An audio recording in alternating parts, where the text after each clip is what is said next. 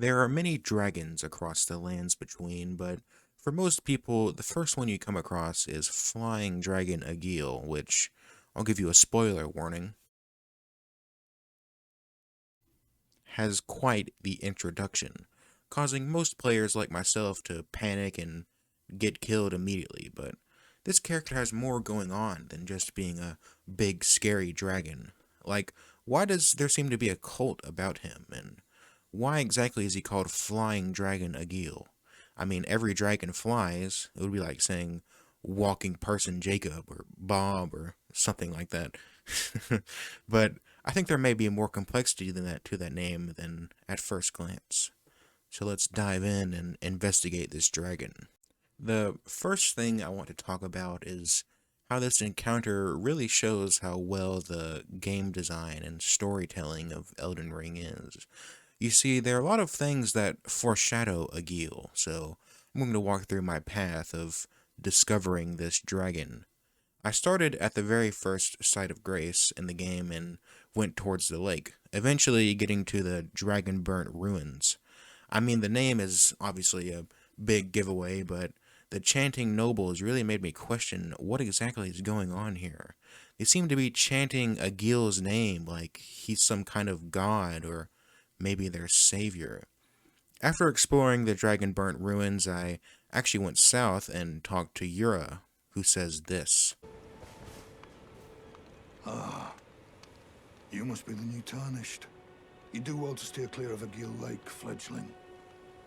A dragon roosts there, and it's as fearsome as it is majestic. So, unless you're mad, or wish to be burned alive, stay clear of the lake. Don't be a fool. Turn back before it's too late. So now we know that not only was a dragon here in the past, but one is here right now. At this point, like most people, I get curious enough to want to see this dragon for myself. So I start exploring the lake before eventually coming across the burning stake and the nobles that Agheel crashes into. So that is the basic experience that most people might have had, but you can come at this from any point. You could totally ignore all of the lore and story and go straight to the dragon. There's no right or wrong way to play this game. I mean, this entire dragon is an optional fight. You can just leave or just ignore this lake entirely. And that's what I love about these games. You are the main character and the savior or the destroyer of the world, but outside of that, the world exists around you and separate from you. Unlike a lot of games where you're treated like the center of the universe. Back to Agheel, though, and the first thing I want to talk about is the nobles that seem to have made a cult about him. As we talked about already, they chant his name. Agheel, oh Agheel, feral flame of Agheel. Agheel, oh Agheel. At the Dragon Burnt Ruins, and they gather around this burning stake in the ground where they sacrifice some people, like they're trying to summon Agheel. But for what purpose? You see, after we kill Agheel, we get his spell, Agheel's Flame. In the description of this spell, it says this: the dead gaze at the skies over the lakes of Limgrave, praying that the dragon's flames would burn them to ash. I think what this is trying to say is that since when you die in the lands between, you come back to life because the rune of death was lost, that these people here are trying to use Agheel and his dragon breath to break the curse and truly die. They see Agheel as a savior who can finally give them peace and let them die. However, it seems Agheel doesn't want any part of this, because you see, when the fight starts, look at what Agheel does to the nobles.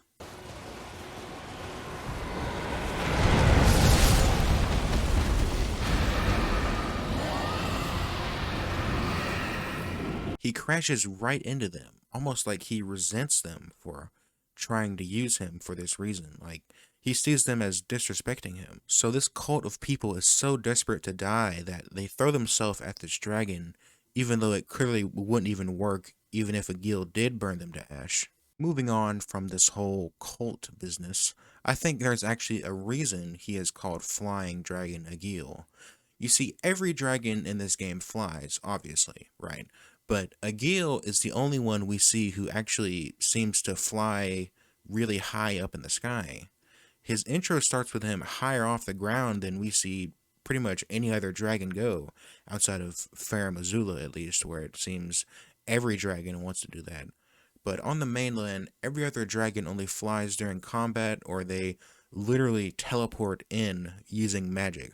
It could be that agheel doesn't want to do the whole phasing, teleporting thing other dragons do, or he just doesn't know how to do it. It could also be that when FromSoft were developing the game, they realized that agheel was the only one who seems to be flying around before we even encounter him. But either way, his name is definitely not as redundant as it first seems. I hope you enjoyed the video. More Elden Ring and other game lore videos coming soon. Goodbye.